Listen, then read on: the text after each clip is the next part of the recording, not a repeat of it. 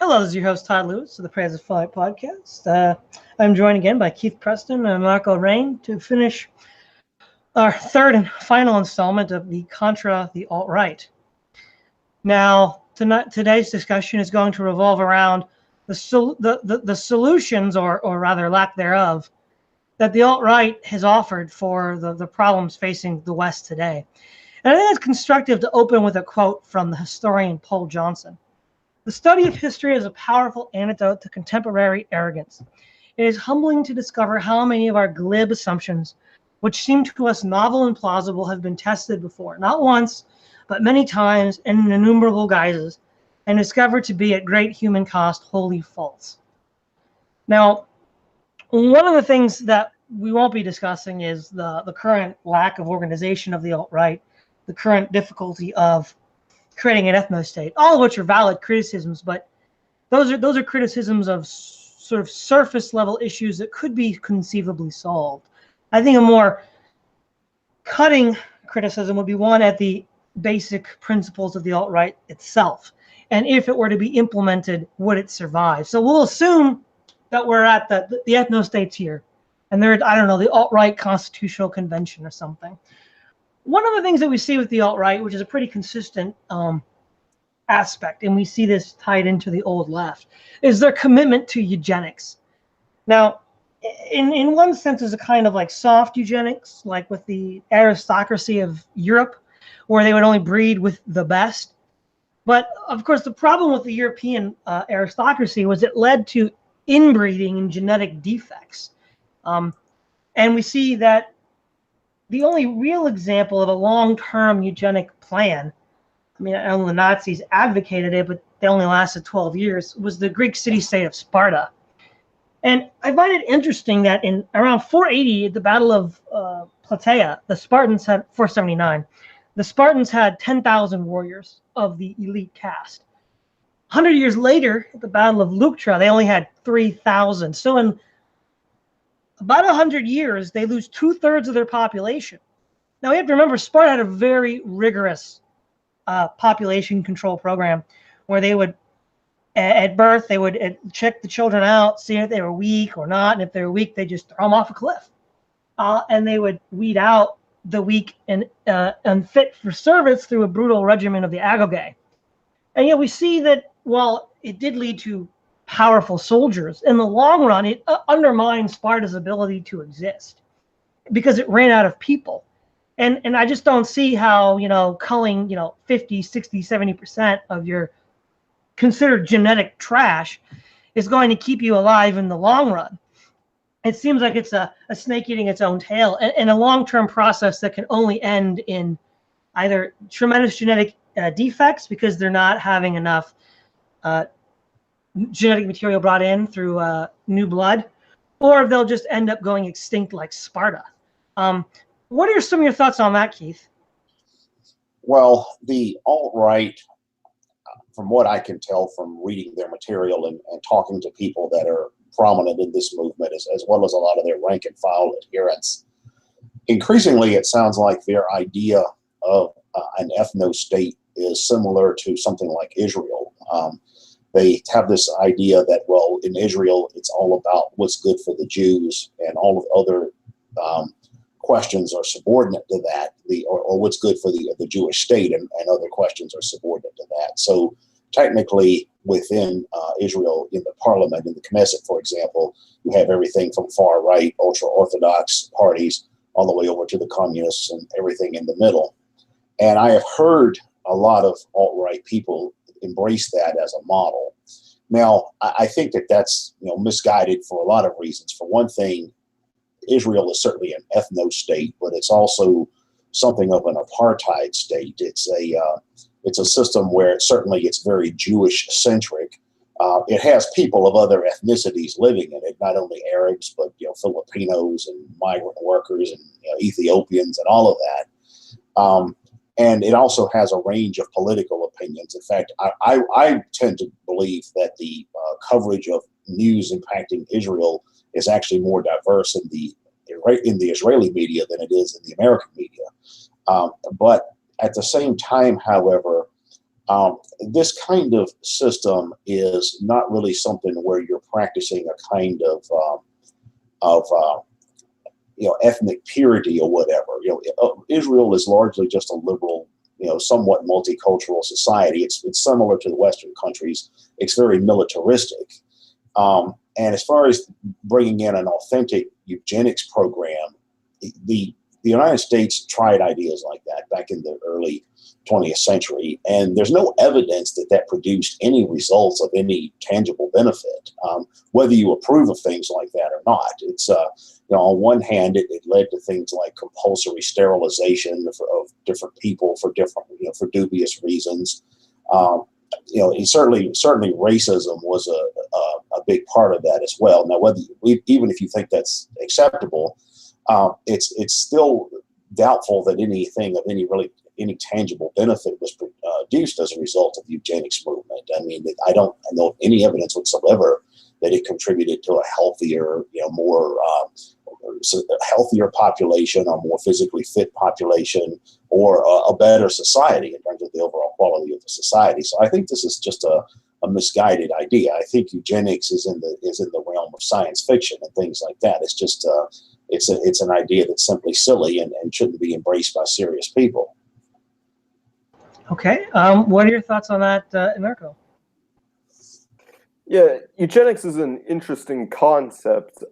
It goes in line with the alt-right's general view of natural aristocracy, and this goes to the general divide between leftist politics and rightist politics. Is the difference between appreciation of hierarchy versus pursuance of equality, and I think the problem with adopting a very rigid hierarchical eugenics program is that we touched to an extent. We actually touched on this in the last podcast when we talked about the Hindu caste system.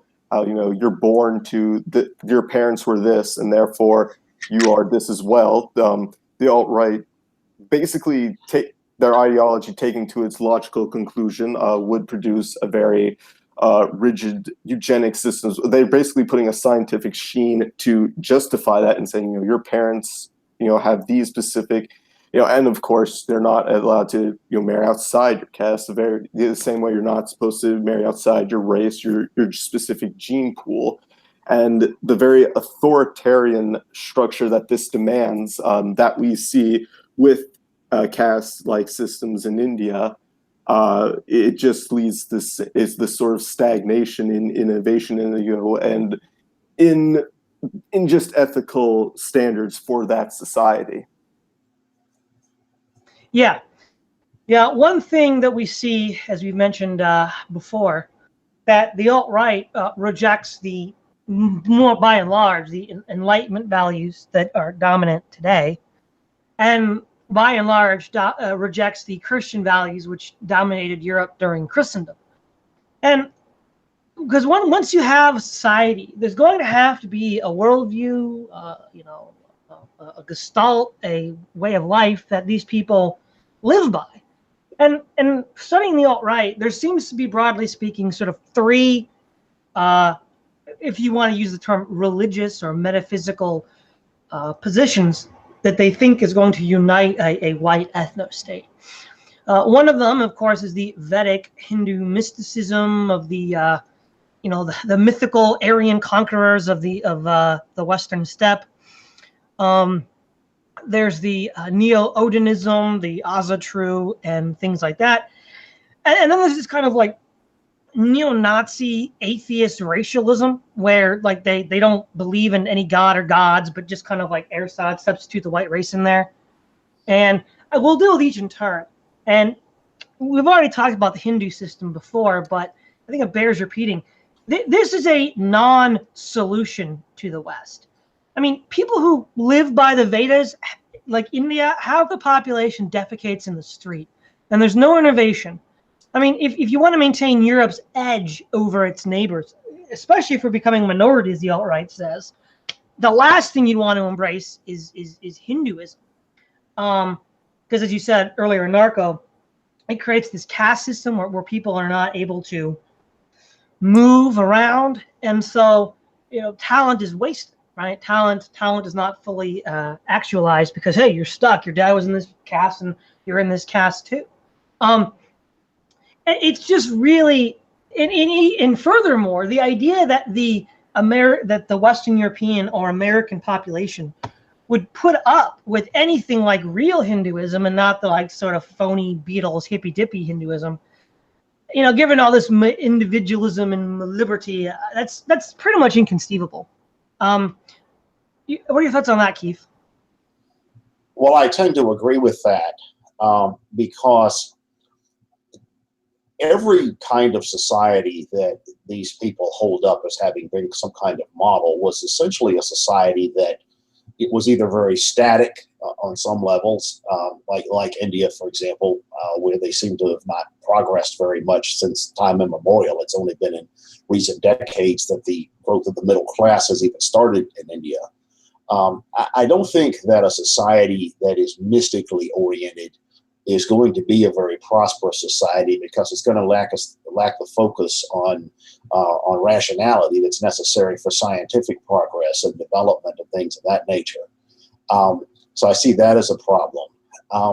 The idea that you can have a society whose common bond is nothing other than reverence for skin color, I think is also something that's a bit dubious.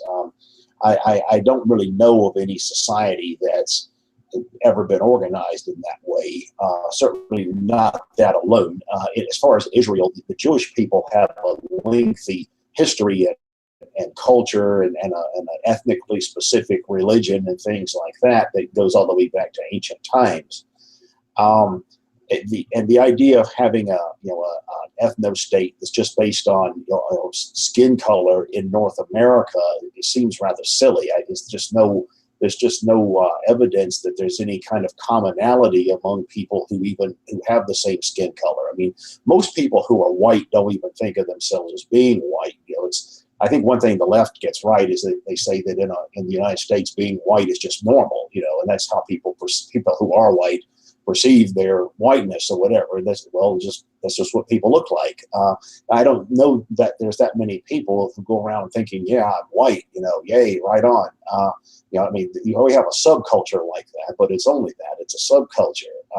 And the idea that could be transformed into the basis of a common identity in a state system, irrespective of other things like economic systems and forms of government and culture and religion and positions on controversial issues and things like that. Again, it seems a bit silly, and I don't really see that happening. Yeah, what are your thoughts, Anarcho? Yeah, I think what Keith just hit on the main ideological problem with the alt-right. It's the unifying the unifying principle of skin color or genetics. Because the alt-right doesn't like race being framed as skin color. And the thing is, if we completely grant all the alt-right's premises regarding certain political affiliations that certain populations tend to go towards, particularly Europeans being more attracted to individualist-style politics. Like Europeans being attracted to individualism doesn't do much good when you're willing to break bread with self-described fascists who don't really consider individualism a very at least an like they alt-right kind of flirts with the idea of liberty and individualism, that mainly the ones who came out of libertarianism. So even if I'm only using individualism as one example, we could take any particular political affiliation that a certain genetic population has an affiliation towards, and if you throw that very principle out to establish an ethno-state, which many of them seem very comfortable to do, it just becomes a self-defeating movement at that point. Yeah. Well, and see, these choices of religions or ersatz belief systems is kind of an implicit acknowledgement of the alt-right that merely a racial identity isn't enough. They understand that you do need some more belief systems added on, and again, in the debates that are raging, these three seem to be the big contenders. The next contender is Asatru and Neo-Odinism. Now, you mentioned, Keith, about how Hinduism is anti-rational and stagnates. And really, this is the case with Odin. Again, for 3,500 years, the Northmen did nothing. Everything was happening in the Middle East and Greece and Rome. It's just stagnating in barbarism. They couldn't read or write. They didn't do any of the things that we take for granted, like having cities or hospitals or aqueducts. And if that were to ever become the dominant worldview of a bunch of white people, especially given the Viking mythology of the love of war. You read the Eddas, and if they're not raiding the Saxons or the Franks, they're busy fighting each other. I mean, I would imagine like an Odinist white state would just be a bunch of guys running around in AR-15s, Somalia style, fighting their tribal feuds or uniting for enough time to go on a great, pillaging campaign against their neighbors. Either way, we've already seen what a society based on Odin looks like. And so we don't have to guess what would happen if it became the dominant view of a bunch of white people. We've already seen that. What are some of your thoughts on that, Keith? Yeah, well, if we look at the pagan white societies that existed in the ancient world, we see that they weren't very happy places and nowhere that any modern person would want to live. We talked about that last week when we were talking about the whole fixation on the Vikings that some of these people have. The point that I would make, though, is that Western civilization, for people who are saying they're defending Western civilization to me represents an evolutionary process. It starts with the ancient Near East. Then that becomes the basis for what later develops in the Greco-Roman civilization, of antiquity in the Mediterranean. And then there's the Christianization of Rome, the Catholic Church, the Christian Middle Ages, the Renaissance, the Protestant Reformation, the Radical Reformation, the Scientific Revolution, the growth of commercial societies, the English Civil War, the growth of classical liberalism, the growth of the Enlightenment, the American and French revolutions, the Industrial Revolution, and modernity. All of those things are what made Western civilization. You can't take any of that out and still have Western civilization, because it's like you make a dish with that by removing some of the ingredients. You're not going to have the same dish anymore. What I think a lot of people with this kind of perspective have is that they like to look back on the past and pick and choose things they like. Well, I like this, I don't like this. I want to have my own ideal model Western civilization that doesn't have any of the things in it I don't like, but it's still not going to be the same civilization. All of these things are component parts of what made the present world that we live in. Another problem is that they tend to overly romanticize all of these things from the past. I mean, no person living in 21st century America or Europe or Australia or wherever really wants to go back and live in ancient Sparta or live in the Middle Ages. It's just, if we had a time machine where you could go back and live in a place like that, it might be a fun place to visit for a few days or something, but nobody would really want that to be their life. Very few people would want to live in that kind of environment.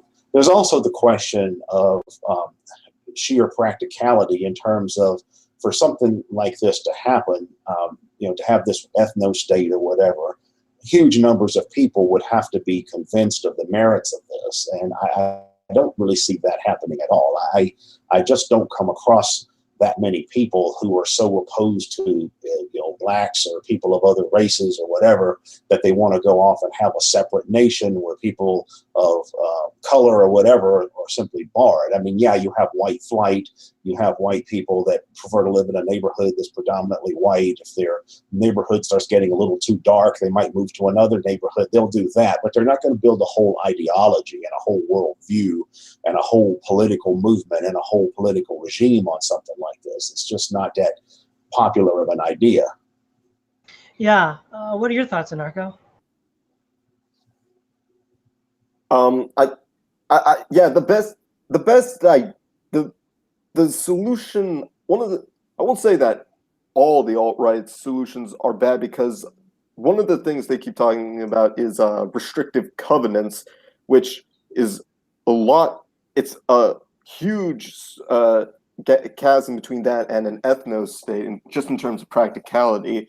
And like, that could work because that does conform to people's natural behavior, at least regarding race anyway. I think you could find plenty of people who would form communities and make policies. Doing that, it would be a huge legal fight, and obviously it's not going to just come easily, but it's a lot easier than creating a whole separate state from from a superpower like the U.S. Because as Keith just said, that race is not enough of a uniting factor. And to bring this back to Odinism and paganism, it's the alt-right trying to take like an old religions that are sort of obviously doesn't have a Jewish savior like Christianity, and it was just a faith that white people got around. Of course, they weren't uniting as white folks. The Swedes and whoever practiced as a true would not consider just any outside ethnic white European to be one of them, because they didn't worship the same snow gods as they did. And so that's really the problem here, is that the alt-right wants to unite around an identity. It doesn't have a history. It doesn't, and the best source they would have for that is, Christianity. That's what that's what all races in the West can unite behind, excluding, for instance, like Muslim immigrants. And that's really the thing, is that the alt-right cannot string together a narrative to push white identity. Yeah. And what's interesting with this last example is I remember when the alt-right got started around 2011 to 2013, there was a lot of talk of creating an ersatz religion. I mean, a classic example is William Luther Pierce's cosmotheism. But the sort of like secularist neo-Nazi approach, they sort of take that approach of the ersatz religion. And the fact is that that's never actually worked anywhere in history. Nobody intentionally creates a religion that they know, not only believe, but know to be false in order to dupe people. That's like some sort of like 18th century fairy tale.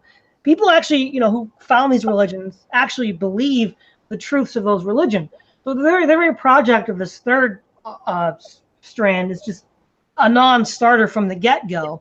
And another problem is, if the demographic crisis is as bad as they say it is, then you would not want to be advocating atheism. As many atheist Darwinian scholars have pointed out, that with about 100 years is as long as a secular society gets before it runs out of a population or is displaced by another.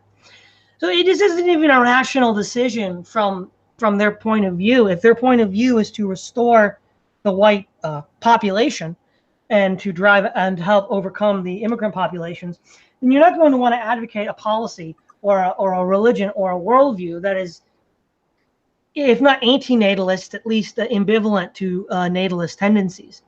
And again, there's no evidence to see that this would work. It's not worked before, and it's not working now. So there's no reason to see it working in the future. So, a anti-natalist secular ersatz religion is just not going to work. And of course, the prototype for this, Nazi Germany, didn't work either. So what are your thoughts on that, Keith? Yeah, well, the idea of just, announcing your intention of making up a religion and thinking anyone's going to follow it seems a bit dubious. There are religions that I do think that the leadership, contrived a lot of their ideas for manipulative purposes. I think that's true with a lot of the more fringe cults. Now, whether that's true with the major world religious traditions or not is a different question. But the idea that you're going to just develop some kind of, false ideology and expect people to rally around it is a bit far-fetched. I mean, you could just as easily say, well, our common identity is going to be some kind of medievalist club or something like that. I mean, that's kind of like that's really what they're saying. I mean, they're really saying, well, we admire, the Western civilization. So let's, go back and form a medievalist club, and let's go out and reenact jousts and gladiatorial or, contests between knights and things like that, knights in armor and all of these kinds of things. And there are clubs that do this on a recreational level, just like you have the Civil War reenactors and all that. But the idea that this is going to be a serious political movement is just a really dubious claim. I mean, people are not that motivated by these kinds of things that they're going to go out and join a political party or organization or whatever that's going to be pushing for these kinds of ideas. If the alt-right people have race as their central area of focus, and they're concerned about the demographic decline of whites in North America or in Europe or wherever, then if they're serious about making this into a political movement, then the thing to do is address issues that actually are impacted by that or are related to that, and that quote unquote normal people might have some kind of interest in. It's possible to have a movement or that's conservative when it comes to race issues or demographic issues. For example, criticizing immigration policy, or criticizing affirmative action, or criticizing high crime rates in the Black community, or thinking that taking down historic monuments like Confederate monuments and things like that is a bad idea. If you had a white nationalist or whatever kind of movement that emphasized those kinds of issues, I think they would get a lot further with that, because they would have, a lot of ordinary conservatives might agree with them. There are people from other backgrounds might agree with them on at least some of those kinds of issues. But when they start bringing in ideas like eugenics or all these other things, neo-paganism, Odinism, Astra-True, bringing in ideas like, admiration for Nazi Germany and Hitler and things like that. I mean, those kinds of things are really silly, in their face. And even if they weren't, they're just not sellable products. I mean, they're not going to have a movement of large numbers of people who are able to take political action and make political change by promoting these kinds of ideas. And now maybe that's not the point. For a lot of folks in these milieus, I get the impression that it's more just about being transgressive. It's just more about, giving the finger to political correctness or the liberal establishment or whatever, and that's fine. If that's all it's about, it's fine. But they haven't come up with anything that's going to be a basis for an actual movement that impacts society and changes society for the way that they want to see it or claim to want to see it go in. Yeah. What are your thoughts, Anarcho? Well, I think the secularist solution, sort of I guess you could say racial. The original thinkers of the Enlightenment basically would agree with the alt-right on their racial views, minus the sort of Darwinian evolution, which wasn't really present at the time. But it's very strange to see this sort of atheist, secularist strain of the alt-right rise up, because it's not very compatible with the more authoritarian approaches of the alt-right. And this is the thing: if the alt-right's going to get any, if the alt-right's going to get an ethno-state, it's going to need to use a lot of force, which that's not illegitimate in and of itself. I'm not even going into that argument in terms of the legitimacy of perhaps paying people to move to certain areas. That would require perhaps a very large degree of state intervention to occur, and it doesn't seem like a frame of that could take root in an atheist society, particularly a secular humanist society, because humanism is sort of the default religion that atheist societies tend to take on. I mean, I know of plenty of nihilistic individual atheists, but nihilist atheism is, not something that the masses can really adopt. You don't see atheist countries like Sweden or Iceland turning to complete nihilism. They have to turn to something like humanism to fill the void left by Christianity. And that humanist philosophy just is not compatible with a very with the authoritarian approaches needed to accomplish what the alt-right want. So I just don't see how secularism could be a viable strain of white identitarianism or white ethnostatism. Yeah, the alt-right points to three. There's two enemies that they claim are facing the West. I think they're largely correct on this: the communists, or the progressives, or whatever you want to call the radical left, and Islam. And then not so much an enemy, but a problem is low birth rates. The white populations in Europe have sub-replacement level birth rates. Now, let's look at the history of Europe and Islam. Who has defeated Islam? And it was Christendom. It was Christianity. And it wasn't. It's more than just defeating Islam, because, for instance, when Islam invaded the Hindus in the Middle Ages, they stopped them at a certain point, and they didn't really go any further. But they never took the land back. Right? That land was just that's part of Pakistan now. It's just lost. Not only did Christendom stop Islam, they rolled Islam back. The Reconquista took back Iberia. The Normans reconquered Sicily. And in the 18th and 19th centuries, Russia and Austria drove the Turks out of southeastern Europe. So what we see here is that threat, the only people that can actually not only repel that threat, but roll it back, is Christianity. Did Azatru or the Hindus or any of these people stop the Muslims? No. If that's a problem you want to solve, none of these beliefs or people are going to solve that problem. The next problem is the communists, the progressives, socialists, whatever. Well, again, the only people that ever beat them were Christians. The French Revolution was defeated by the Holy League, led by the Russians and the British, the Austrians and the Germans. And they defeated the French. And for about 100 years, the Spectre Revolution was put in a bottle. The only thing they can appeal to in their own repertoire of examples of fighting communism was an abject failure, National Socialist Germany. So, and again, the Hindus and they didn't do anything, and the Azatru, they didn't exist at the time.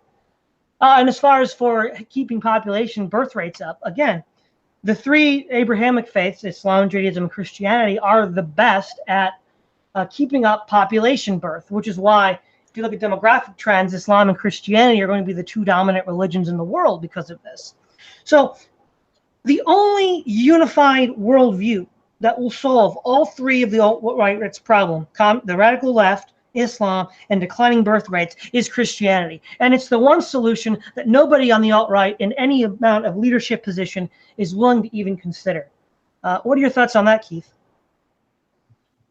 Yeah, well, I think, though, that, again, for them to say, well, we need to go back to having a Christian-dominated society of the kind we had in the Middle Ages, I don't think that would be a very sellable product either. It might be more sellable than, say, Odinism or something like that. But I also think that it would lack the kind of transgressiveness that these people seem to thrive on. It's far more, saying publicly, well, I believe in Christianity, can be controversial because, there's powerful pro and anti-Christian elements in our own society. But it's not quite as transgressive as being a racist, or it's not quite as transgressive as saying, I want to go back to the Vikings or bring back the Spartans and all these kinds of things. So I think in many ways it would defeat the whole purpose, of all of this stuff, which I think is about being transgressive, largely for its own sake.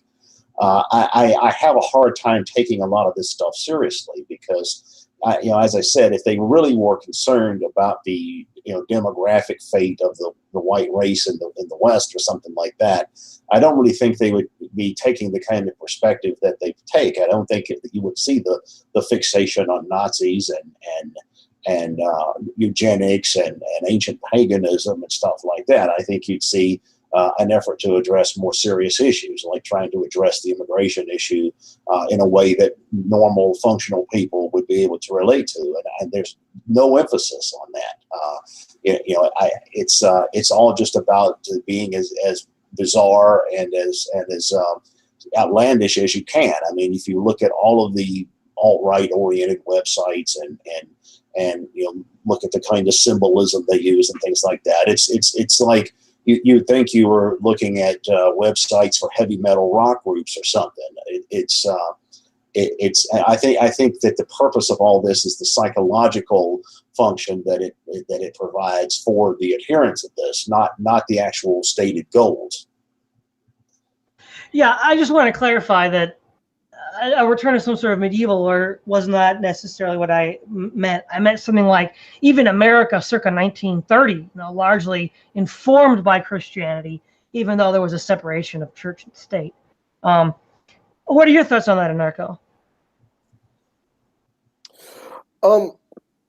Yeah, I think it's interesting why the alt-right doesn't focus on the birth rate issue more. As you mentioned, Todd, promotion of Christianity is a huge way that can be done on a cultural level. But if we just want to stick to bare politics, like entitlement and welfare reform is an issue they could bring up, to have it more revolved around the family and just making benefits tied to how many children you have. We have that to a degree now with tax breaks, but I think having something like that could be huge, and that's something the alt-right could get behind in a practical way to really promote higher birth rates in general, particularly of the native population and the white native population especially.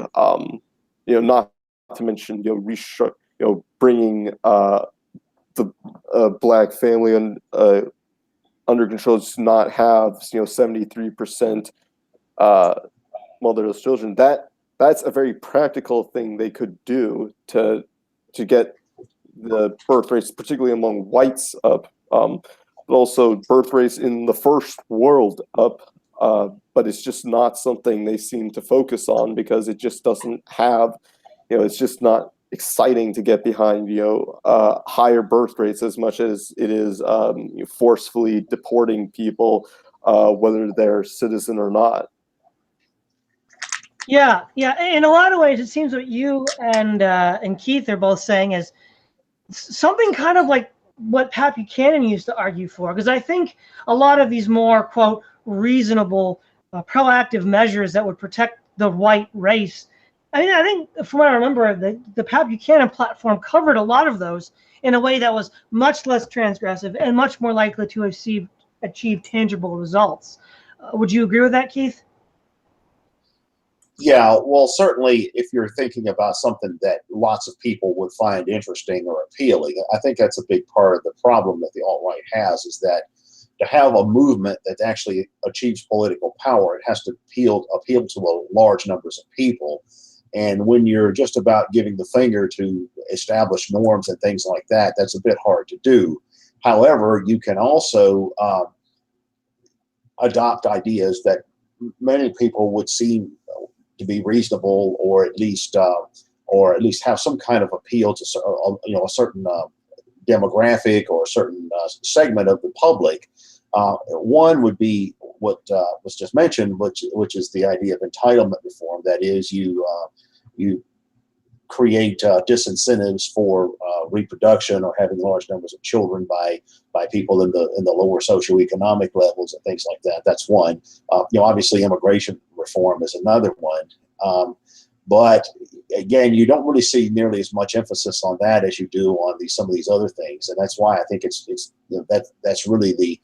not the focus. I think the purpose of all of this is it's the psychological function it fills, not the actual practical policy implications. Mm-hmm. Any thoughts on that, Anarcho? I don't have anything new to add to that. Okay.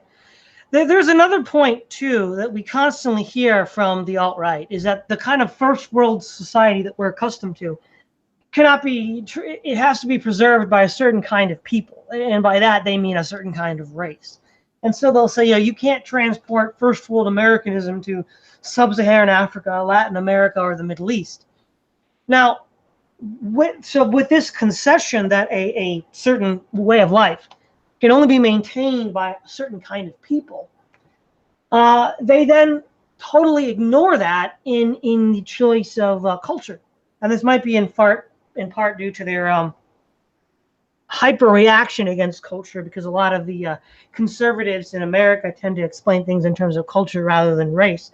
But for example, we know that Odinism and Hinduism lead to stagnation and tyranny. They did it in the past, and they'll do it in the future. So why in the world would you think that a first world society like the United States or the former, Republic of South Africa could be maintained with people that have given no indication in the thousands of years they were observed that they could possibly do so? It's like in this particular instance, they completely ignore this insight that they have elsewhere.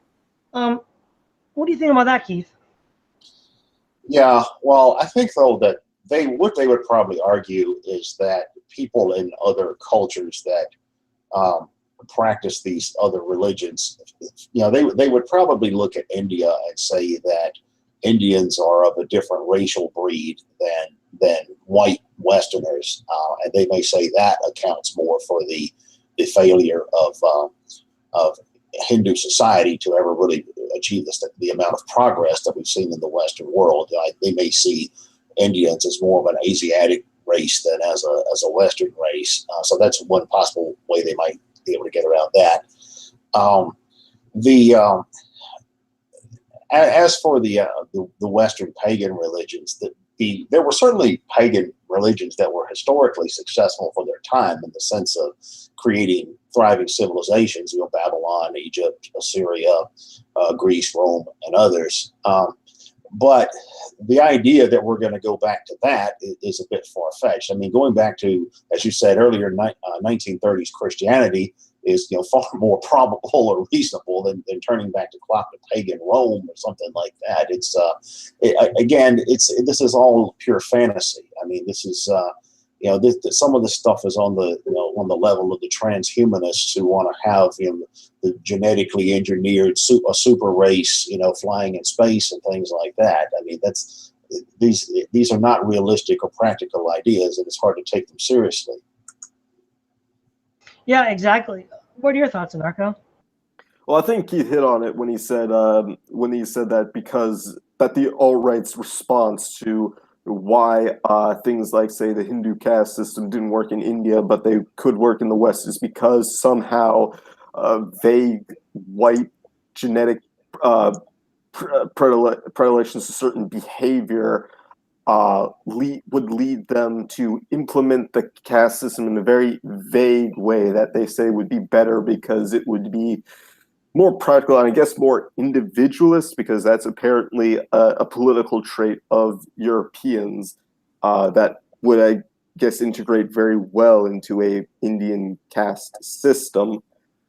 And the thing is, like, right, it's not, they haven't even embraced, like, I know white Sharia was never supposed to be taken seriously. It was just a meme, but it just, I have heard various alt-writers express similar sentiments to that in a serious way, in that we shouldn't embrace Islam entirely, but we should embrace elements of Islam, particularly the rigid, the militaristic outlook towards the world, a rejection of universalism, and embrace of very rigid social standards. It's just, of course, it's the white genetics that are supposed to make these structures better. And they're very vague as to what European genetics would have that could somehow make them better. And the answer is some kind of individualist gene. I would think the individualist gene would make would keep them from embracing these ideologies, not embrace them in a better way than previous races had. Mm-hmm. It seems that with the alt-right and other elements of the dissident right, the sort of contemporary, almost faster than light level of change has led to a overcorrection where people want to basically create the political equivalent of Parmenides' philosophy, where nothing ever changes. Whereas, we seem to be living in the world of Heraclitus, where everything is changing. But when you look at the alt-right and the way they talk about how societies grow, conquer, thrive, survive, and develop, you're like talking to people that read too many comic books. None of these people actually read political economy or history and see what makes nations work. Like if you look at the West, what made the West in the past 500 years largely more successful than their opponents and allowed for the great divergence?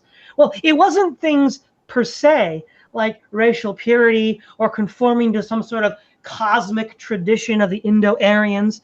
What it was a spirit of inquiry and investigation, which was a combination of the Christian and classical values developing in the universities of the late Middle Ages, early Renaissance. It was a combination of the rising class of the bourgeoisie in Italy and in Flanders and in England that started developing, laying the economic foundations for the Industrial Revolution that would ultimately flourish in England and Germany and the United States in the 19th century. It was things like competition within the European states.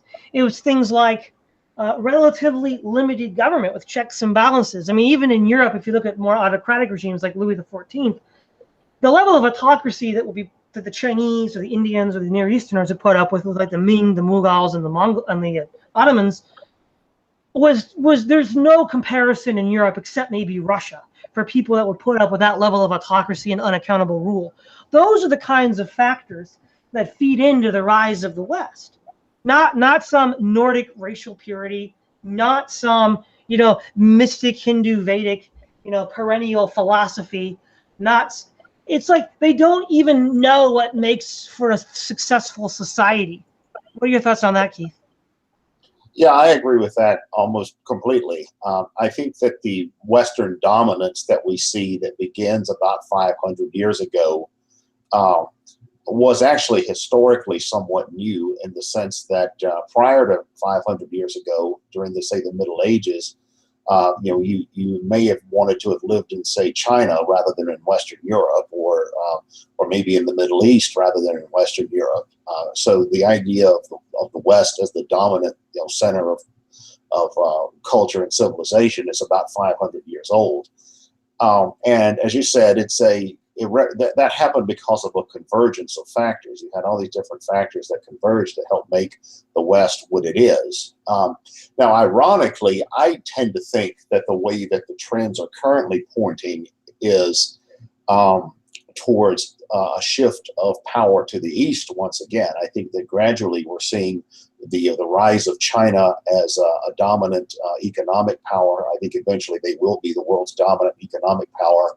And in collusion with Russia, I think the whole Eastern Bloc will eventually become, the center of power on a global basis. After 500 or 600 years, the shift will be away from the West back to the East. That seems to be where the trends are pointing at present. And meanwhile, I think that Europe and Asia and Africa will continue to become more integrated, not only economically, but also culturally and all of these kinds of things, as will North and South America. So in fact, I think that may be one reason why the alt-right people have such a fixation on Russia as well. They have this idea of Russia as this pure, white homeland, that's this kind of authoritarian, autocratic regime that's going to save the white man. Although it's also true that neo-Nazis and Holocaust deniers are actually illegal in Russia. Given their history, they really don't have much use for that kind of stuff. So that's another interesting bit of irony. But yeah, I mean, the Western dominance was achieved, over the past 500 years through the combination of all these different kinds of factors. And now, it may be that through overextension and things like that, it may be that the Asian powers are rising and the Western powers are shrinking. But I mean, these things happen. It's a cyclical process that seems to play out throughout history. Yeah. What are your thoughts, Anarcho? Well, Keith brought up the rise of the East, and I would like to actually, that actually brings me to a specific country with Japan. I'm interested in the fate of that country, but what interests me is that Japan basically has implemented in a way, because the thing is, the thing about the alt-right is that, they're not, they focus on European racial groups because that's where they are specifically cut from and all, but their whole thing is that oh no, we want all peoples, all races to have their own homeland. And so Japan has kind of for the most part fulfilled that goal, obviously unintentionally. It wasn't there to an extent. Actually, there are clips of Japanese politicians saying one culture, one race, and talking about certain immigration reform. The thing is, though, it's completely failed to, and the birth rates are some of the worst in the world. And if the alt-right just seems to have such large admiration for, against, they've gotten the racial bit down, but so much good it's done them in that it's cratered their birth rates, and they've kept, and unfortunately that combined with keeping out immigrants is not really helping them, because keeping out the immigrants only works when you have your natives producing a next generation to replace the old. And so what this kind of reminds me of is sort of like Marxism, right? Is the proletariat were kept down by the bourgeoisie. The proletariat themselves were this wonderful, creative, Apollonian people, but the dirty bourgeoisie were holding them down. And you just get rid of the bourgeoisie, and automatically it's going to become this great workers' paradise. The alt-right seems to have replaced the bourgeoisie with the non-whites and the Jews, and the proletariat with the whites. And as long as these people are just go away, the great white race would become this, Apollonian society that would just change the world. But this also gets to the fact that if the historical cultural processes that led to the rise of the West are repudiated and undermined by the alt-right, there's no reason to assume that the standard of living and dominance that we've become accustomed to would be maintained absent those principles that undergird it. What are your thoughts, Keith? Yeah, well, Japan is an interesting, because it is the kind of society that on one hand is very ethnocentric, but on the other hand includes a lot of the features that the alt-right criticizes about the West, like low birth rates and other things as well. Another interesting example is Iceland. Iceland is a very white society. It's also very restrictive as far as its immigration policy, but it's also probably one of the most left-leaning countries in the world today, which is interesting to consider. But the question, though, is, again, I don't see the alt-right being able to create the basis for political movement in the United States. Like, the big question for me would be, how are they going to have a movement that is actually politically competitive? And I don't mean something like ride the coattails of the Donald Trump movement or something like that. I mean something that actually is oriented towards addressing to all of these race-specific ideas that they have. I don't see that they have come up with anything that's actually going to be palatable to that many people. I mean, mainstream American-style conservatism is about hawkish, pro-American nationalism, which the alt-right rejects. They're about economic conservatism, taxes and all that kind of stuff, where a lot of the alt-right rejects that as well. And they're about Christianity and what they call Judeo-Christian values. and the alt-right certainly rejects that. So I don't know what their selling point would be as far as trying to win over large numbers of people to their position. Obviously they're not going to attract a lot of non-whites with being a racial supremacist movement, at least implicitly. So how are they going to get that many white people into their camp? It just seems to me to be a losing game. Even mainstream conservatism now is just largely the party of old, mostly rural, white people in the South and in the Midwest. And what the alt-right is proposing is something that's, way off the charts as far as even mainstream conservatism goes. Most mainstream, Republican voting, Fox News watching, Rush Limbaugh listening conservatives would look at the alt-right and be horrified by it. I mean, they think this is an anti-Christian, anti-American, anti-Semitic, neo-Nazi, Satanist, homosexual movement. That's not going to, the idea that Middle America or the old South or Texas or any of these other places are going to rally behind that is nonsense. I mean, that's about as far-fetched as it gets. Yeah. What are your thoughts, Anarcho? Yeah, I mean, I think the alt-right is just a very LARPy group of disenfranchised, white males who feel like they've and the thing is, it does stem from a legitimate concern with identitarian. There is an identitarian crisis in the West in general. And I don't think that stems primarily from race. I think it stems primarily from cultural, i.e. religious displacement.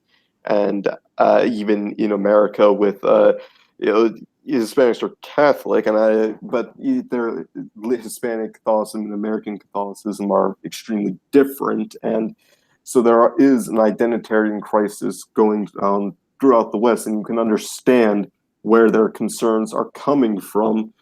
But it's just they can't seem to orient that anger towards productive uses. They can't get the normies to go along with any of their ethnostatic future goals, and that's just why they don't. I don't see them really hitting any kind of mainstream success other than leftist politicians just using them as like a punching bag for the Trump campaign, which is basically all they've become at this point. Yeah. Well, we're about out of time. So to wrap this up, do you have any final thoughts, Keith? I think that in the future, the alt-right is going to, be just another counterculture. I mean, I think more and more the United States is becoming fragmented as a society, and where there's not really a majority culture. Like I saw some research recently that the number of people who identify as both white and Christian is now a minority. So white Christians are now a minority, just like everybody else is a minority. And that's what society is going to be. American society is going to be a collection of minority groups. And I think that, just like on the left, you have the Wiccans and the eco-pagans and all the different, the ones that have this fixation on Eastern mysticism and all these kinds of things. You're going to find that on the right as well. You're going to also find a right-wing counterculture that's got all the same parallels of neo-paganism and Odinism and Satanism and all these other things like that. But I don't see any of this stuff as being anything that will ever be a dominant paradigm. I mean, at most, it'll just be another part of another identity group. I mean, yeah, maybe someday we'll have an Odinist elected to Congress, just like we have Hindus in Congress now. But so what? I mean, what does that mean about anything? It just means that our society is starting to look more and more like the Creature Cantina scene in Star Wars. And that's about it. All right. What are your thoughts, Anarcho-Reign? I'm not even sure what the alt-right main solution is, and I just know that everything they have is terrible. And I'll just end with the words of Richard Spencer from 2012 at the H.L. Mencken Club. Christianity is the only option in town. This is Todd Lewis of the Praise of Folly podcast, signing off.